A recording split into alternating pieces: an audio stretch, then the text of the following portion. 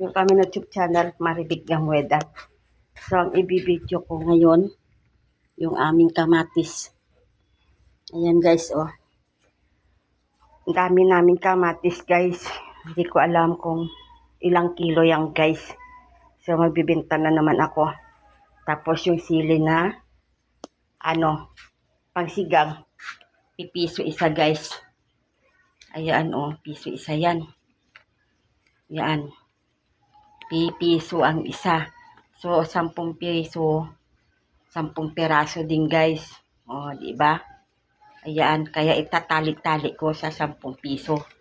10 piso bawat, bawat tali.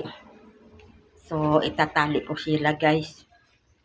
Ayan, pipiliin ko yung malalaki. Ito, sili din to. Hindi to siya maanghang. O, diba? So, magagawa ako ng ganito. Ilagay ko sa sukaan. Kaya magpila. Itatali ko ang mga sili. Yan, ang aming tindang kamatis business. Tapos yung sibuyas.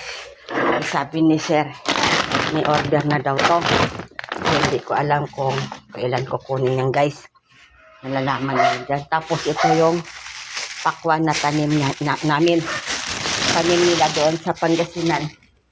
Ito yung pakwan guys. Malaki. Yan ang aming mga pakwan. So, yan guys, oh. Tanim yan doon. O, diba?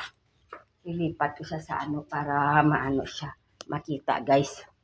Tapos, mayroon din kaming bangos. Panindang bangos, guys. Dito sa loob. Ito, oh. Isirado ko muna dito ang pinto. Kasi, para hindi hindi madumi ba.